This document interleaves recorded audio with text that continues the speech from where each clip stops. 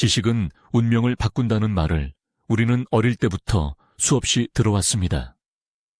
매우 합리적인 말처럼 들리죠. 하지만 이 말이 과연 유용한지에 대해 깊이 생각하는 사람은 거의 없습니다. 여러분께 질문 하나 할까요? 초등학교 5학년 첫 수업 제목이 무엇이었는지 기억하시나요? 아마 기억하는 분은 거의 없을 겁니다. 지식이 운명을 바꾼다고 하지만 거의 잊어버린 지식으로 어떻게 운명을 바꿀 수 있겠습니까? 불과 2, 3년만 보지 않아도 분명히 잊어버릴 지식인데 어떻게 그것을 활용하여 운명을 바꿀 수 있을까요? 그리고 예로부터 성공한 모든 사람들이 지식이 매우 뛰어나거나 학력이 매우 높았던 사람이라는 사실을 알아차리셨습니까? 분명히 그렇지 않습니다. 유방 리우팡은 그저 건달이었고 유비 리우베이는 집신 장수였으며 주원장 샤투은즈 주유엔창은 거린이었습니다. 그들의 성공은 지식과 큰 관련이 없다는 것이 분명합니다. 이 내용은 다른 내용들보다 더 길고 풍부할 것이며 물론 얻게 될 가치 또한 매우 클 것입니다.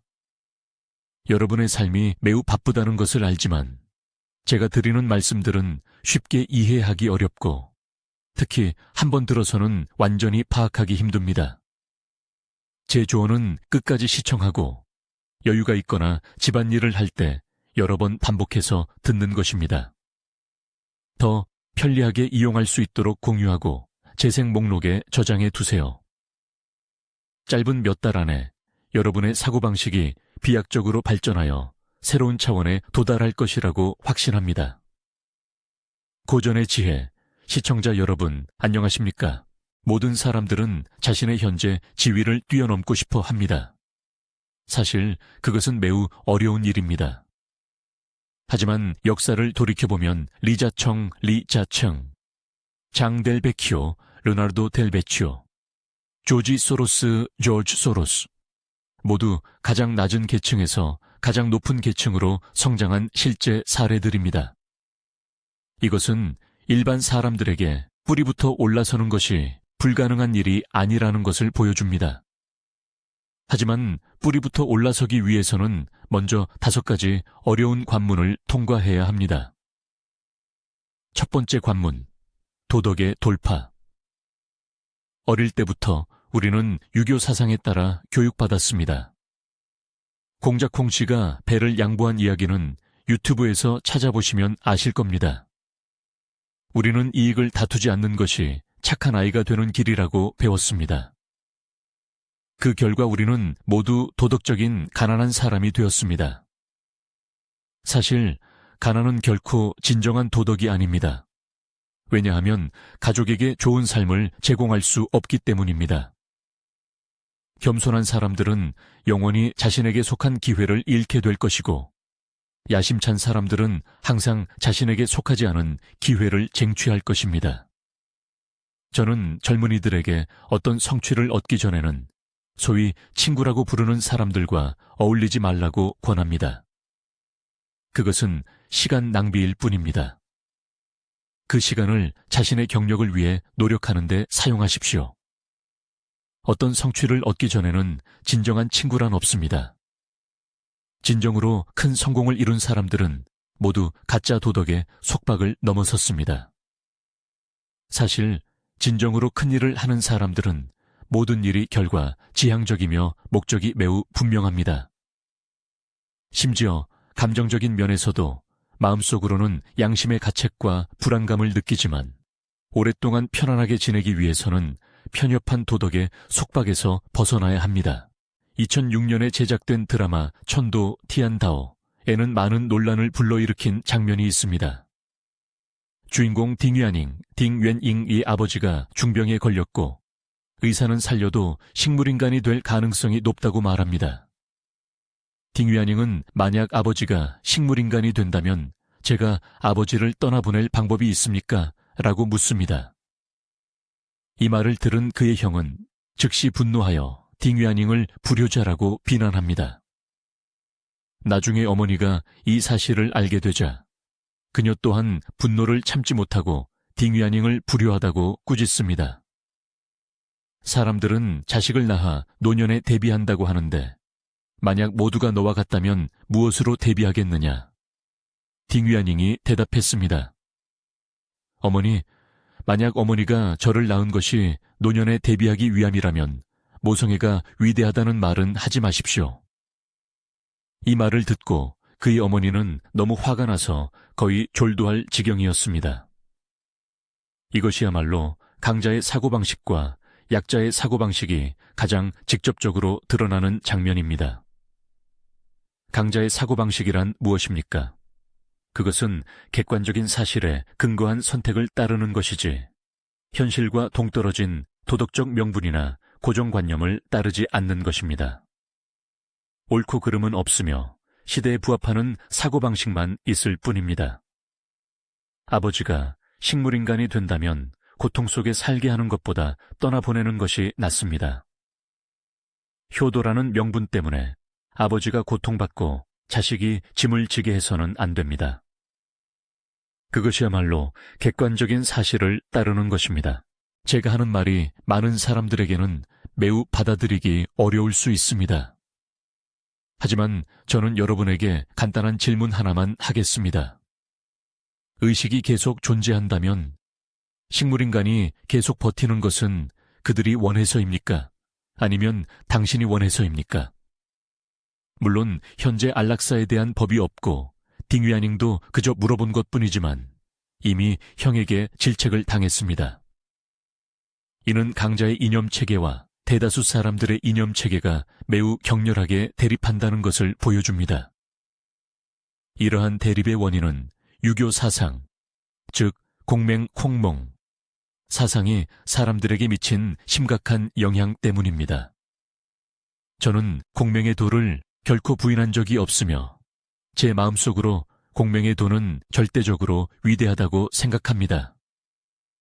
문제는 많은 현대인들이 공부할 때 지나치게 학습하여 공맹의 도만을 숭배하고 심지어 그것을 인생의 진리로 여기는 것입니다.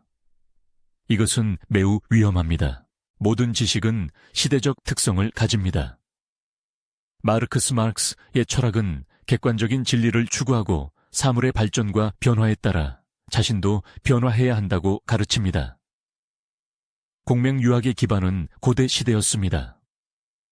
그 시대에는 대부분의 백성이 무지하고 문맹이었으며 수년간의 전쟁으로 인해 백성들은 어려움 속에서 살았고 학원비를 낼 돈이 전혀 없었습니다. 게다가 당시 사회는 계급 분화가 심각하여 부잣집 자식들만이 학문을 배울 여유가 있었습니다. 따라서 공맹유학의 위대한 점은 가난한 사람들에게 학문의 기회를 제공하여 백성들이 사람으로서의 기본적인 원칙, 도덕, 예의, 인의를 알 수 있게 해주었다는 것입니다. 오늘날 의무교육 시대에 이러한 기본적인 도덕 지식은 유치원에서부터 배우기 시작합니다. 우리는 유치원부터 도덕 교육을 받고 10여 년 동안 계속 배웁니다. 이것으로 충분하지 않습니까? 평생 사람 되는 법만 배워야 한단 말입니까? 고대 시대는 농업사회였고 농민들은 평생 농사 짓는 단 하나의 운명만을 가졌습니다. 그런 환경에서 그들이 도덕, 예의, 인애, 그리고 사람 되는 법을 배우는 것은 이미 고급 학문으로 여겨졌습니다. 하지만 이 시대는 다릅니다. 오늘날은 상업시대이며 모든 사람에게 돌파할 기회가 있습니다. 만약 이 시대에 여전히 그 기본적인 지식만을 자신의 지침으로 삼는다면 그것은 너무나 부족합니다. 맛있는 음식에는 물이 필요하지만 소금도 필요하지 않습니까? 저는 물을 부정하는 것이 아니라 여러분에게 이미 충분한 물이 있다는 것입니다. 다음으로 소금을 더해야 합니다. 여기서 소금이란 무엇입니까? 그것은 강자의 사고방식, 인간 본성, 상업전쟁, 모든 것을 객관적인 사실을 지향하는 규칙을 배우는 것입니다. 예를 들어 어머니와 아내가 함께 물에 빠진다면 누구를 먼저 구할 것입니까? 대다수는 어머니를 먼저 구해야 한다고 대답하고 효도에 대한 온갖 이유를 늘어놓을 것입니다. 객관적인 사실을 지향한다는 것은 무엇입니까? 가장 가까이 있는 사람을 먼저 구하는 것입니다. 그럼 둘 다 같은 거리만큼 떨어져 있다면 어떻습니까? 여전히 많은 사람들이 분명히 어머니를 구할 것이라고 말할 것입니다. 그렇지 않으면 사람이 아니라고 할 것입니다. 보시다시피 모두 도덕과 효도라는 관념을 지침으로 삼고 있습니다. 객관적인 사실에 대해 생각해 보셨습니까? 만약 어머니는 연세가 많으시고 건강이 매우 안 좋고 아내는 어린 자녀 둘을 키우고 있다면 누구를 먼저 구해야 할까요? 분명히 여전히 많은 사람들이 어머니를 먼저 구할 것이라고 말할 것입니다. 솔직히 말해서 당신 마음속으로는 아내를 구하는 것이 더 적절하다는 것을 알고 있을 것입니다. 왜냐하면 아내가 세상을 떠나면 어린 두 자녀는 모성애를 잃게 되기 때문입니다. 어머니는 연세가 많으셔서 구하더라도 즐겁게 살 수 있을까요?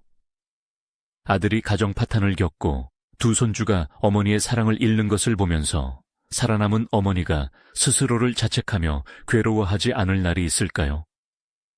하지만 당신은 아들로서 아주 잘 살 것입니다.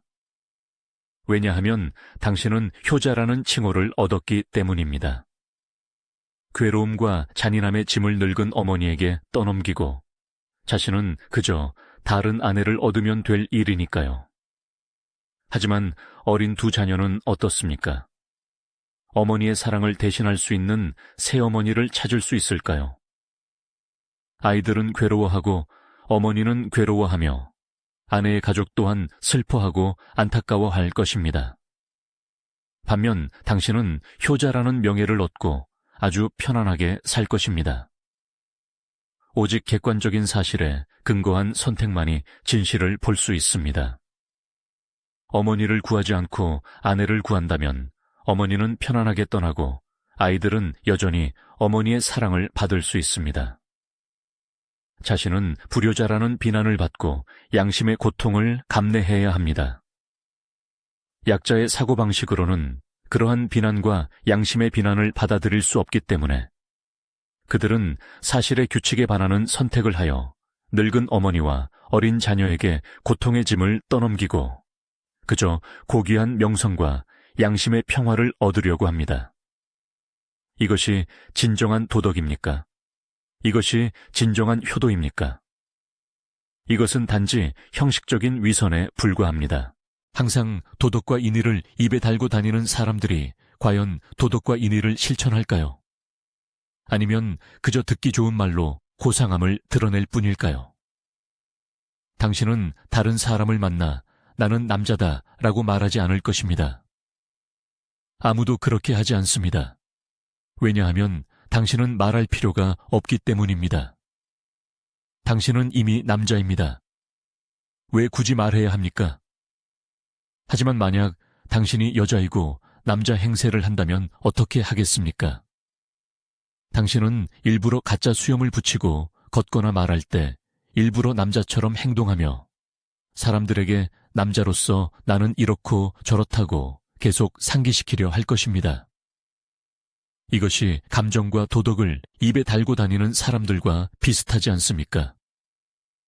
강자의 사고방식에서는 감정, 도덕, 인자함을 입에 달고 다니는 것을 전혀 중요하게 생각하지 않습니다. 그것은 돈과 행동으로 나타나는데 굳이 말할 필요가 있겠습니까? 지행하빌, 칠싱하이. 굳이 말로 설명할 필요가 없습니다. 당신 자신이 이미 그 이치 그 자체입니다. 굳이 말로 표현해야 하는 사랑은 모두 가짜이며 듣기 좋게 들리는 명분들은 모두 실속 없는 헛소리입니다. 두 번째 관문, 감정의 돌파. 하층 계급의 사람들은 마음이 더욱 예민하여 온몸이 아픈 지점입니다. 취약한 감정 증후군이라고 부를 수 있습니다.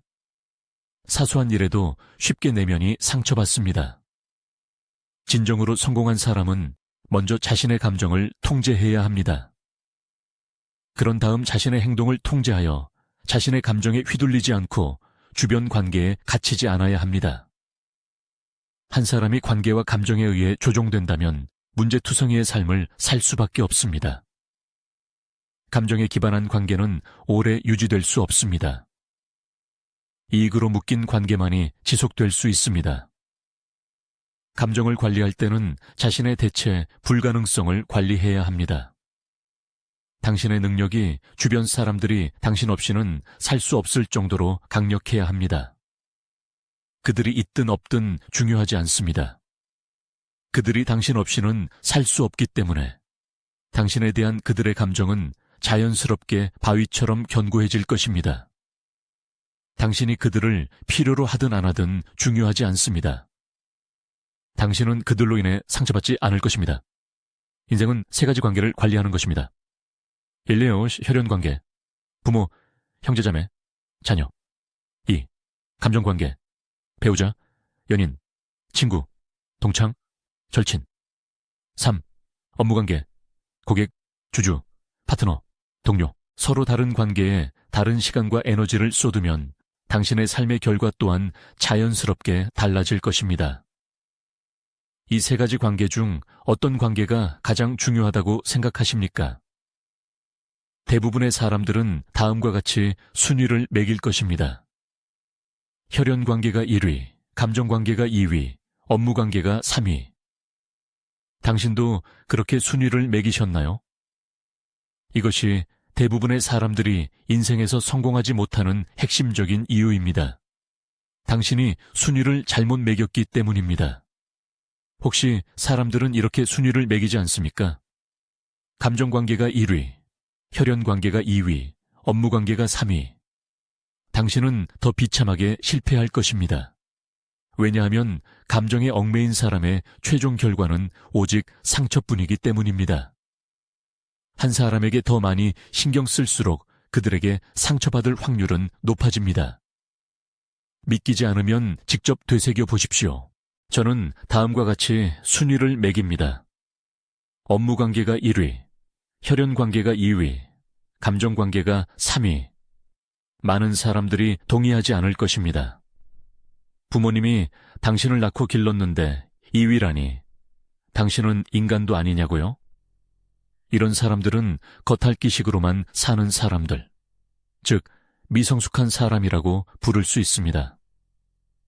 제가 왜 이렇게 순위를 매겼을까요? 대답은 매우 간단합니다. 우리와 업무적으로 관련된 사람들만이 우리에게 이익을 가져다 줄 수 있는 사람들입니다. 파트너, 직원, 고객 말입니다. 반면에 혈연관계와 감정관계는 모두 당신이 대가를 지불해야 하는 사람들입니다. 부모님은 당신에게 양육비와 치료비가 필요하지 않습니까? 자녀는 당신이 돈을 써서 키워야 하지 않습니까?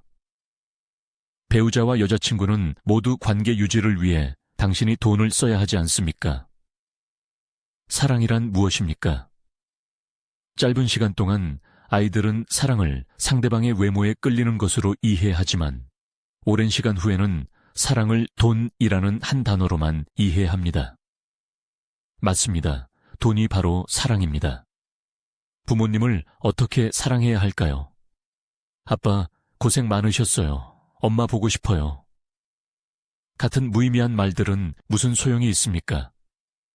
한 사람이 진정으로 성숙했는지 아닌지를 판단하는 유일한 기준은 그 사람이 점점 더 현실적이 되는지를 보는 것입니다.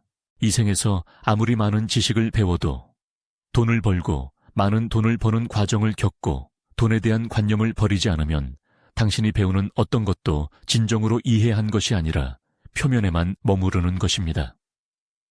본질적으로 당신이 배우는 모든 것은 현금, 즉 실제 결과로 바뀌어야 합니다. 그렇지 않으면 기본적으로 당신은 아무것도 배우지 못한 것입니다. 돈을 버는 방법은 무엇입니까? 그것은 업무 관계를 최우선으로 두는 것입니다. 당신의 파트너, 직원, 고객을 잘 관리하는데 모든 시간과 에너지를 사용하십시오. 그럼 가족은요? 부모님은요? 더 이상 신경 쓰지 않나요? 명심하십시오. 당신 자신으로 그들을 돌보지 마십시오. 돈으로 그들을 돌보십시오. 이 문장을 3번 다시 읽으십시오.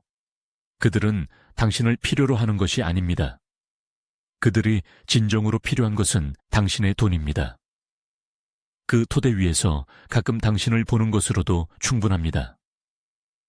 돈이라는 토대가 없으면 가끔 친척이나 친구를 만나도 그들은 두려워할 것입니다. 당신이 돈을 빌릴까봐 두려워할 것입니다. 제가 10살 때 아버지가 감옥에 가셨고 가족은 빚더미에 앉았습니다. 모든 채권자들이 집으로 들이닥쳐 집에 있는 쌀, 간장, 소금, 모든 것을 가져갔습니다. 먹을 것이 아무것도 없었습니다. 어머니는 저와 형을 데리고 외가댁으로 가서 도움을 청했습니다. 저희 어머니에게는 오빠 1명과 여동생 3명이 있었는데 모두 같은 마을에 살았습니다.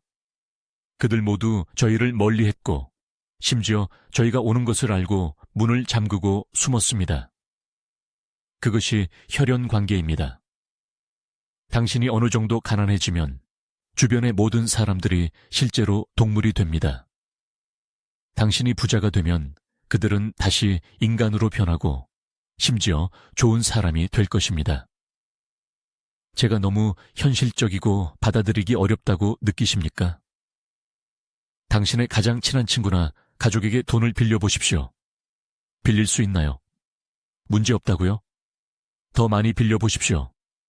시도하지 마십시오. 당신은 실망할 것입니다. 아무도 당신을 도울 의무가 없습니다.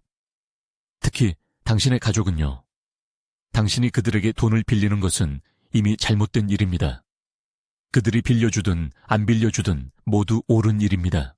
인생에서 진정으로 관리해야 할 것은 당신의 업무 관계입니다. 왜냐하면 업무 관계가 당신에게 재산을 가져다 줄 수 있기 때문입니다. 당신이 재산을 가지게 되면 당신의 혈연 관계와 감정 관계는 자연스럽게 좋아질 것입니다. 실제로 당신이 너무 많은 시간을 들여 유지할 필요가 없습니다. 사업이 잘 안 될 때 매일 아내와 아이들 곁에 맴돌고 부모님께 매달리면 당신은 더욱 무능해질 뿐입니다. 사업이 잘 안 될 때는 집에 덜 가는 것을 권합니다. 가족을 더 걱정하게 만들 뿐입니다. 밥을 먹는 것도 가족의 돈을 낭비하는 것입니다. 부부 관계도 마찬가지입니다. 이혼할 때 누가 더 크게 우는가는 그 사람의 경력이 더 나쁘다는 것을 보여줍니다. 우는 것은 당신을 떠나기 싫어서가 아니고 감정을 떠나기 싫어서가 아닙니다. 그들은 경제적 수입원을 떠나기 싫어서 우는 것입니다. 경력이 좋은 사람은 실제로 슬퍼하지 않을 것입니다. 왜냐하면 돈이 있으면 감정을 살 수 있기 때문입니다. 제가 어릴 때 사람들은 돈으로 모든 것을 살 수 있다고 말하는 것을 들었습니다. 나이가 들면서야 그것이 사실이라는 것을 깨달았습니다. 감정으로 감정을 얻으려 생각하는 모든 사람들은 결국 실망하게 될 것입니다. 왜냐하면 이익 앞에서는 감정이 빠르게 허물어지기 때문입니다. 항상 입에 감정을 달고 사는 사람은 분명히 평범한 사람입니다. 일을 잘하는 사람은 이익에서만 소통합니다. 그들의 입에는 거의 쓸데없는 말, 감정적인 말이 나오지 않습니다. 감정적인 말은 그저 형식적인 사랑, 가짜 사랑일 뿐입니다. 감정에 대해 말하지 않지만 실제 행동으로 상대방에게 이익을 가져다 주는 것, 그것이 진정한 사랑입니다. 진정한 사랑은 분명히 잔혹합니다. 제가 충분히 잔혹하게 말했나요? 맞습니다. 이것이 제가 여러분에게 주는 진정한 사랑입니다. 오직 능력 있는 사람만이 느낄 수 있습니다. 평범한 사람들은 이해할 수 없을 것입니다. 아직 때가 되지 않았기 때문입니다. 마치 아이가 커피와 술을 싫어하고 콜라와 탄산음료만 좋아하는 것과 같습니다. 언젠가는 그들이 이해할 것이라고 믿어야 합니다. 달콤하다고 다 맛있고 쓰다고 다 마시기 어려운 것은 아닙니다. 제가 사람들을 사랑하는 방식은 사랑한다고 말하는 것이 아니라 행동, 이익, 돈, 가치를 통해 상대방이 스스로 느끼게 하는 것입니다. 느낄 수 있는 사람은 당신이 너무 많은 말을 할 필요가 없습니다. 느낄 수 없는 사람은 더욱 당신이 너무 많은 말을 할 필요가 없습니다. 세 번째 관문, 욕망의 돌파. 우리는 어릴 때부터 인생의 가장 큰 적은 자기 자신이라는 말을 들어왔습니다. 왜 인생의 가장 큰 적은 자기 자신이라고 말할까요? 한 사람이 현재의 한계를 뛰어넘는 것은 지혜뿐만 아니라 자기 통제 능력에서도 나타나기 때문입니다. 하층 계급일수록 동물적 본능으로의 변모가 심각합니다. 완전히 자신의 욕망을 쫓습니다. 배고프면 먹고 졸리면 자며 편안한 영역에서 벗어나려 하지 않고 게으르고 미루기만 합니다. 그렇기에 생리적 욕구에 이끌리는 사람들의 삶은 스스로 통제할 수 없는데 하물며 다른 사람들을 통제할 수 있겠습니까? 당신은 더 큰 욕망으로 즐거움과 게으름을 좋아하는 자신의 욕망을 통제해야 합니다. 목표에 대한 욕망으로 생리적 욕구를 억제해야 합니다. 목표에 대한 욕망은 당삼장 탕산창과 같고 생리적 욕구는 저팔계, 주바제와 같습니다. 진경을 얻고 부처가 되겠다는 욕망으로 자신을 통제하거나 돼지우리로 돌아가 만족할 욕망으로 자신을 만족시키십시오. 돼지우리로 돌아가는 즐거움은 일시적이며 미래에는 도살될 것입니다. 당신 스스로 결정하십시오. 진정으로 강한 사람은 아무에게도 의지하지 않습니다. 사람의 마음은 매우 현실적입니다. 다른 사람이 당신과 동맹을 맺는 것은 이익에 의해 움직이는 것이지 진정으로 당신을 돕고 싶어서가 아닙니다. 사람들이 당신을 사랑하는 것은 아마 당신의 외모와 돈을 사랑하는 것이지 당신의 마음을 사랑하는 것이 아닙니다. 누군가 당신을 돕는다면 그들은 당신을 불쌍히 여기는 것이고 그들의 양심이 불편해서입니다. 인생의 강물 속에서 어떤 사람은 당신과 한 무리를 이루어가고 어떤 사람은 그저 지나가는 손님이며 어떤 사람은 당신과 아주 오랫동안 함께 가지만 진정으로 영원히 당신과 함께 떠나지 않는 사람은 아무도 없습니다. 심지어 깊이 사랑하는 두 사람도 한 사람은 먼저 떠나게 되고 남은 사람은 여전히 외롭고 의지할 곳이 없습니다. 진정으로 강한 사람들은 모두 아무에게도 의지하지 않고 설 곳이 없어 스스로를 큰 산으로 만듭니다. 어떻게 강해질 수 있을까요? 낮은 수준의 욕망은 자유를 통해 충족됩니다. 이것은 정보의 폭발 시대입니다. 현재 대다수 사람들의 삶을 보십시오. 짧은 영상, 게임, 오락, 스캔들 등은 우리의 다양한 욕구를 충족시켜 사람들이 자신을 통제하지 못하고 빠져들게 만듭니다. 그러나 이 세상에는 기본적인 원리가 있습니다. 지금 당신을 편안하게 하는 것들은 미래에 분명히 당신을 고통스럽게 할 것입니다. 한 사람의 낮은 수준의 욕망이 무한정 충족된다면 그 사람의 종말이 다가오고 있는 것입니다. 높은 수준의 욕망은 자기 훈련을 통해 실현됩니다.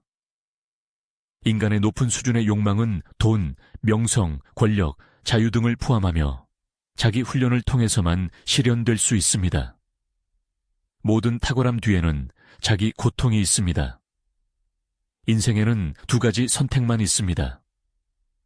먼저 고생하고 나중에 행복하여 한동안 고생하거나 먼저 행복하고 나중에 고생하여 평생 고생하는 것입니다. 소위 자기 훈련이란 다름 아닌 지금 한동안 고생하여 나중에 평생의 행복을 얻는 것입니다. 최고 수준의 욕망은 인내를 통해 실현됩니다. 한 사람이 인생의 정점에 도전하려면 인내에 의지해야 합니다. 당신은 씨앗처럼 어두운 숲을 스스로 걸어가야 하고 어두운 시간 동안 땅속에 스스로 뿌리 내려야 합니다. 이 어두운 시간 동안 당신은 모든 억울함, 인정받지 못하는 고생, 이해받지 못하는 고집, 받아들여지지 않는 진심, 결과 없는 노력을 견뎌야 합니다. 이 어두운 땅을 걸어온 사람들만이 인간 본질을 꿰뚫어 보고 세상의 차가움과 따뜻함을 꿰뚫어 보며 진정으로 단련된 강철처럼 단단해질 수 있습니다. 인내는 삶의 승화 과정입니다. 인내는 모든 것을 쉽게 견디는 것이 아니라 조용히 에너지를 축적하는 것입니다. 모든 탁월함은 쥐어짜 내어지고 모든 성공과 명성은 인내의 결과입니다. 어려움 속에서 성장하고 절망 속에서 각성하십시오. 진정한 힘은 밤늦도록 이불 속에서 여전히 빛나는 사람들에게 있습니다. 인간의 에너지 또한 세 가지 수준으로 나뉩니다. 초급 수준, 고급 수준, 최고 수준. 이 세 가지 유형의 에너지를 어떻게 얻을까요? 초급 에너지는 음식에서 얻습니다. 인간의 초급 에너지는 식사를 통해 해결됩니다. 음식은 인간이 존재하기 위한 기본입니다. 과거 먹고 살기 어려웠던 시절, 사람들은 이러한 기본적인 에너지를 얻기 위해 살았습니다. 물론 우리는 그 단계를 지났습니다. 이제는 먹고 살기 어려운 사람은 거의 없습니다. 오늘날 많은 사람들이 맛있는 음식을 찾는 것을 좋아하는데 이것은 사실 낮은 수준의 욕망을 만족시키는 것입니다. 배와 몸을 채우는 것을 추구하는 것이죠. 하지만 아무리 맛있는 음식이라도 그것이 우리에게 제공하는 것은 초급 에너지일 뿐이며 한 사람의 사고방식을 높여줄 수는 없습니다. 고급 에너지는 뛰어난 사람들로부터 얻습니다. 인간의 고급 에너지는 뛰어난 사람들과의 접촉을 통해 얻어야 합니다. 당신이 겪는 모든 문제는 분명히 100권의 책에 당신을 도울 준비가 되어 있습니다. 분명히 가난한 사람들은 보통 책을 너무 적게 읽고 너무 많이 놀러 다닙니다. 이것이 많은 사람들의 실제 모습입니다. 당신 머릿속의 작은 지능은 찻잔 속에 몇 개의 차십에 불과하지만 많은 뛰어난 사람들의 재능은 찻나무 숲 전체와 같습니다. 많은 정예 스승들의 사고방식은 모두 책과 글에 응축되어 있습니다. 읽지 않는 것은 정말 낭비입니다. 미래 사회에서 인간 간의 경쟁은 본질적으로 인식의 경쟁입니다. 인식이 다른 사람들은 다른 차원의 세계에 살 것입니다. 인식이 높은 사람은 인식이 낮은 사람을 인간이 개미를 보듯이 볼 것입니다. 인식을 높이는 유일한 길은 뛰어난 사람들과 접촉하는 것입니다. 배우고 독서하는 것이 그들과 접촉할 수 있는 가장 좋은 방법입니다.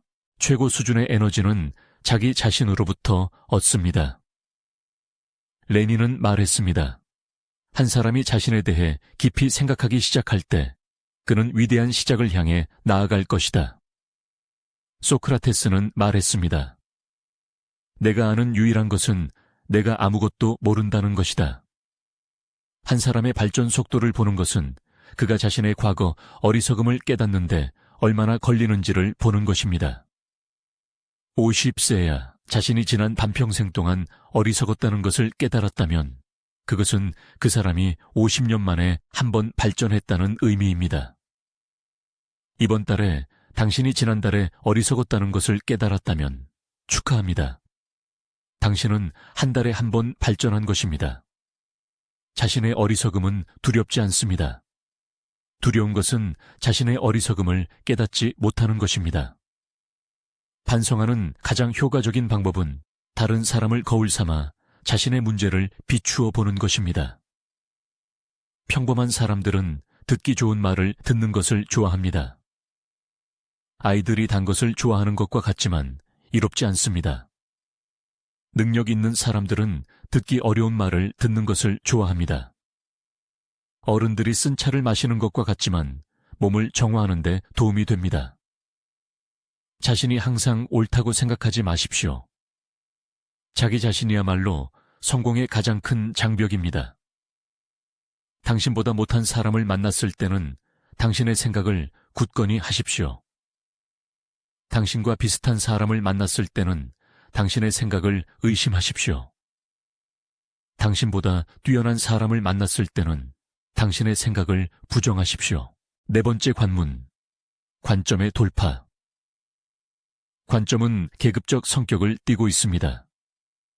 당신이 받아들이는 모든 관점은 지난 2000년 동안 끊임없이 주입된 결과이며 우리가 성공으로 나아가려면 관점의 속박을 뛰어넘어야 합니다.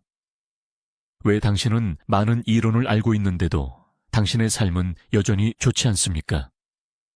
왜냐하면 이치에 맞는 것들은 기본적으로 별로 유용하지 않기 때문입니다.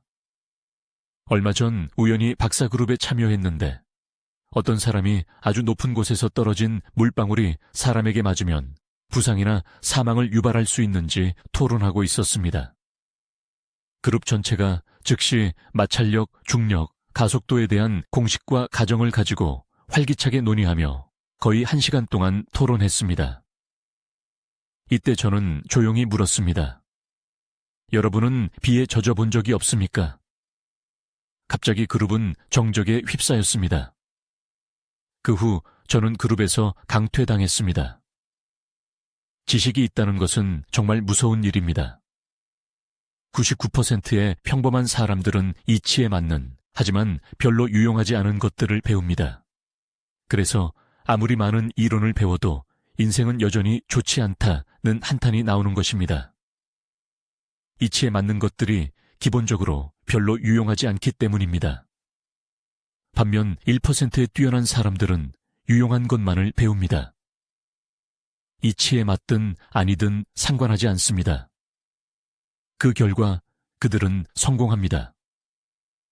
간단히 말해, 이론은 평범한 사람들이 배우는 지식이고 능력 있는 사람들은 기본적으로 이론을 따르지 않습니다. 무엇이 이치에 맞고 무엇이 유용할까요? 예를 들어 노력하면 성공한다는 말이 있습니다. 만약 노력이 성공으로 이어진다면 농부들이 가장 성공할 것입니다. 만약 노력이 성공으로 이어진다면 거리 청소부들이 가장 성공할 것입니다. 왜냐하면 그들보다 더 노력하는 사람은 없기 때문입니다. 우리 부모님들은 평생을 노력했습니다. 그들은 성공했습니까? 분명히 노력 자체가 핵심이 아니라 자신의 노력을 어디에 기울이느냐가 관건입니다. 한 사람은 자전거를 타고 한 사람은 비행기를 조종합니다. 그들의 노력의 정도는 다르지 않지만 1시간 후 자전거를 탄 사람은 피곤해서 집에서 직장까지 가는데 그치고 비행기를 조종한 사람은 베트남에서 중국으로 건너갔습니다. 그들의 결과 차이는 이렇습니다. 당신은 자전거를 탄 사람이 충분히 노력하지 않았다고 말할 수 있습니까? 그는 최선을 다해 노력했을지도 모릅니다. 부자들도 힘들게 일합니다. 인생의 가장 큰 비극은 잘못된 선택에 강력하게 노력하는 것입니다. 예를 들어 지식은 운명을 바꾼다는 말을 우리는 어릴 때부터 수없이 들어왔습니다. 매우 합리적인 말처럼 들리죠. 하지만 이 말이 과연 유용한지에 대해 깊이 생각하는 사람은 거의 없습니다. 여러분께 질문 하나 할까요? 초등학교 5학년 첫 수업 제목이 무엇이었는지 기억하시나요?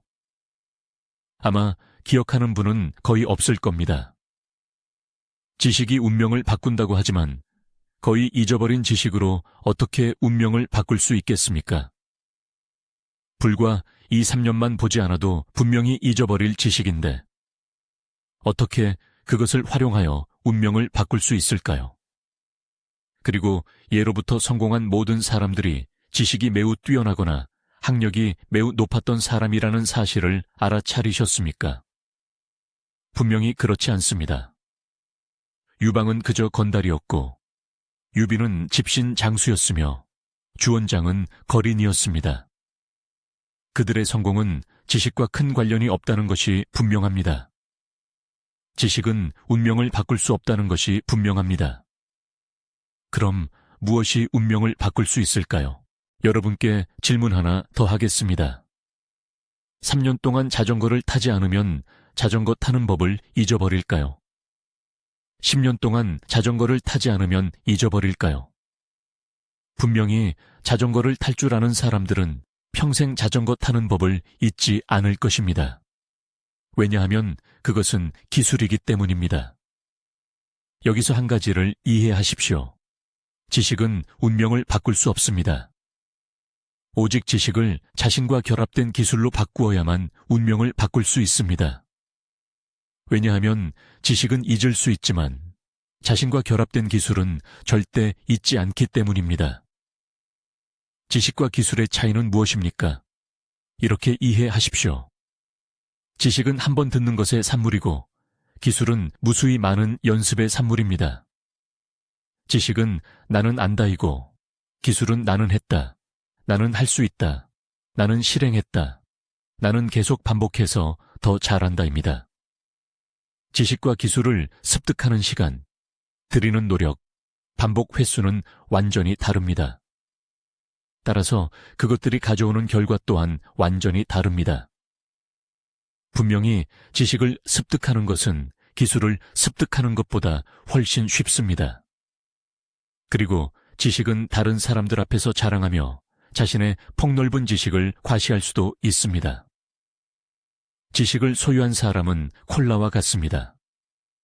처음 마실 때는 매우 상쾌하지만 깊이 음미하기는 어렵습니다. 기술을 소유한 사람은 차와 같습니다. 처음 마실 때는 쓴맛이 나지만 음미할수록 중독됩니다. 예를 들어 세부사항이 성패를 좌우한다는 말이 한때 열광적으로 퍼졌습니다. 많은 기업가들이 항상 이 말을 언급했습니다. 그 결과 회사 전체의 모든 사람들이 매일 세부사항에 집중하여 문제를 찾았습니다. 세부사항에 집중할수록 더 많은 문제가 발견되었습니다. 자동차가 완벽할 정도로 세부적으로 만들어졌다고 하더라도 방향이 잘못되면 목적지에 도달할 수 있을까요? 방향이 맞다면 비록 마차일지라도 계속 나아가기만 하면 목적지에 도달할 수 있을까요? 분명히 올바른 방향을 선택하는 것이 중요하며 세부사항은 중요하지 않습니다. 방향이 잘못되면 세부사항이 아무리 좋아도 소용없습니다. 대부분의 사람들이 배우는 이론은 그저 평범한 사람으로 살아가는 방법을 가르칠 뿐입니다. 기업 경영이든 인생에서 가장 중요한 전략이든 전체를 보고 중요한 지점을 찾아 그 지점을 120% 완벽하게 만드는 것입니다. 예를 들어 돈은 모든 죄악의 근원이다 라는 말이 있습니다. 사람들은 보통 자신의 이익을 추구하는 사람을 소인배라고 생각합니다. 대중의 관점에서 부를 창출하는 법을 배우는 사람은 음흉하다고 여겨질 것입니다. 이 모든 것은 관점의 속박 때문입니다. 가난한 사람들의 세상은 돈은 모든 죄악의 근원이다 라는 말을 믿습니다. 그것이 그들이 가난한 이유입니다. 부자들의 세상은 돈이면 귀신도 맷돌을 돌린다는 말을 믿습니다. 그래서 그들은 돈을 버는 것과 관련 없는 일에 어떤 시간도 낭비하지 않고 결국 부자가 됩니다. 저는 당신이 평생 명성과 이익만을 쫓아야 한다고 말하는 것이 아닙니다. 하지만 명성과 이익을 얻기 전에는 당신의 목표는 명성과 이익을 쫓는 것이어야 합니다. 정신과 영혼의 수양은 돈을 번 후에 집착하지 않고 놓아주는 데서 옵니다. 그렇지 않으면 모든 것은 가난의 자기 위안일 뿐입니다. 5번째 관문, 사고방식의 돌파. 첫째, 결정에 대한 사고방식. 중요한 선택이 당신의 운명을 결정합니다. 삶은 일련의 선택입니다. 어떤 선택은 중요하지 않습니다. 저녁 식사로 볶음 요리를 선택할지, 탕 요리를 선택할지, 남쪽으로 여행 갈지, 북쪽으로 여행 갈지, 출장을 고속도로로 갈지, 비행기로 갈지 등입니다. 하지만 어떤 선택은 운명을 결정합니다. 고향에서 발전할지, 아니면 호치민, 다낭, 하노이 같은 대도시로 갈지, 창업할지, 아니면 직장 생활을 할지, 미란 마일란과 결혼할지, 레리에, 럴리와 결혼할지 등입니다. 선택의 중요도를 판단하는 능력은 매우 중요하지만 안타깝게도 대부분의 사람들은 선택을 할 때 모든 것에 똑같은 힘을 씁니다. 당신 삶의 80% 결과는 20%의 중요한 선택에서 비롯됩니다. 대부분의 사람들은 그저 열심히 노력하면 운명을 바꿀 수 있다고 생각합니다. 모든 세부적인 일에 헌신적으로 임하지만 인생의 중요한 선택에 대해서는 성급하고 경솔하게 행동합니다. 제 고모 한 분은 60세가 넘으셨는데 칼을 살 때는 매우 신중하고 특별히 꼼꼼하게 고르셨습니다. 하지만 작년에 누군가 고모에게 고금리 대출 플랫폼에 대해 말했을 때 눈 하나 깜짝하지 않고 뛰어들었습니다. 그 결과 대출 회사는 도주했고 고모는 직접 큰 돈을 잃었습니다. 이것이 많은 사람들의 실제 모습입니다. 10년 전 당신이 하노이 집을 팔아 해외 유학을 가기로 결정했을 때 당신이 해외에서 얻은 구학력은 더 이상 중요하지 않았습니다. 왜냐하면 그 후 하노이 집값이 10배로 뛰었기 때문입니다. 10년 전 당신이 한순간의 어리석음으로 도박과 여자에 빠진 남편과 결혼하기로 결정했을 때 당신의 박사 학위는 더 이상 중요하지 않았습니다. 왜냐하면 당신의 남은 반평생이 그 남자 때문에 뒤죽박죽 될 것이기 때문입니다. 이 세상은 이렇습니다. 방향을 잘 정하는 사람이 항상 기술이 뛰어난 사람들을 이끌어갑니다. 예를 들어 마윤은 인터넷 기술에 대해 전혀 이해하지 못했지만 그것은 중요하지 않았습니다. 왜냐하면 그는 방향을 명확하게 설정할 수 있었기 때문입니다. 그리고 각자가 다른 선택을 하는 것은 각자가 이익과 손실을 평가하는 기준이 다르기 때문입니다. 어떤 선택을 할 때든 핵심은 오직 한 가지 기준만을 참고하는 것입니다. 눈앞의 이익을 잘라내고 미래의 장기적인 이익을 지향하는 것입니다. 미래의 장기적인 이익을 가져다 주지 않는 한 눈앞의 이익이 아무리 크더라도 포기해야 합니다. 평범한 사람들은 항상 눈앞의 이익을 추구하여 미래에 큰 돈을 벌지 못합니다. 당신이 현재 가지고 있는 모든 재산은 미래에 비하면 기본적으로 보잘것없습니다. 하지만 현재의 이익을 잘라내는 사람이 과연 몇이나 될까요? 그렇기 때문에 대부분의 사람들은 결국 가난한 사람이 됩니다. 예를 들어 제 고향 친구 한 명은 10년 전 고향에서는 발전 기회가 없다는 것을 알고 있었습니다. 저는 그에게 대도시로 가서 노력해보라고 조언했습니다. 그도 그것이 올바른 방향이라는 것을 알았지만 고향의 집과 땅을 버릴 수 없어서 결국 점점 뒤처졌습니다. 어떤 여자들은 남편이 평생 도박과 여자에 빠져 미래가 없다는 것을 분명히 알면서도 이혼하기를 원치 않습니다. 더 좋은 사람을 찾지 못할까봐 두려워하며 항상 눈앞의 손실만 따지는 것이 한 사람이 미래가 없는 주된 이유입니다. 둘째, 목표에 대한 사고방식. 희망을 목표로 착각하지 마십시오. 그렇지 않으면 그것은 환상일 뿐입니다. 희망이란 무엇입니까? 저는 세계에서 가장 부자가 되고 싶습니다. 저는 미스 코리아와 결혼하고 싶습니다. 저는 달에 가고 싶습니다. 이상이 있는 것은 좋은 일이지만 매일 이상 속에서만 살고 현실에서 구체적인 행동을 단계별로 취하지 않는다면 그것은 자기 기만에 불과합니다. 우리는 종종 희망을 너무 아름답게 생각하지만 현실을 너무 단순하게 생각합니다. 희망은 목표가 아닙니다. 그것은 단지 모호한 바람일 뿐입니다. 반면 목표는 반드시 이상과 현실을 결합하여 합리적이고 현실적으로 실행 가능한 계획을 만들어야 합니다. 예를 들어 제 친구 한 명은 몸무게가 120kg인데 3개월 안에 80kg로 감량하고 싶다고 말하며 상사와 동료들에게 공개적으로 약속했습니다. 만약 달성하지 못하면 1,000만 동을 벌금으로 내겠다고 말했습니다. 저는 그때 그가 분명히 성공할 수 없다는 것을 알았습니다. 왜냐하면 3개월 안에 80kg를 감량하는 것은 불가능하며 그 자신도 그것의 현실적인 실행 가능성에 대해 한 번도 생각해 본 적이 없었기 때문입니다. 과연 3개월 후 체중은 줄지 않았을 뿐만 아니라 오히려 몇 킬로그램이 늘었습니다. 일정 기간 금식 후 그는 무너져서 폭식하기 시작했고 그 결과 체중이 더 늘었습니다. 목표를 더 작은 목표로 나누어야 합니다. 큰 희망을 작은 목표로 나누고 작은 목표를 실행 가능한 행동량으로 바꾸십시오.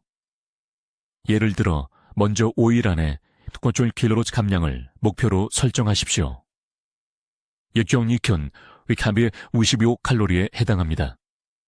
20분 조깅은 300칼로리를 소모합니다. 그렇다면 5.1kg 감량하려면 약 6번의 20분 조깅이 필요합니다. 따라서 5일 동안 매일 25분만 조깅하면 되는 것입니다. 셋째, 반복에 대한 사고방식. 과감한 사람들은 보통 더 쉽게 성공합니다. 왜냐하면 일단 시작하기만 하면 이미 절반은 성공한 것이기 때문입니다. 행동하지 않을수록 더 불안해지고 불안할수록 더 행동하지 않게 됩니다.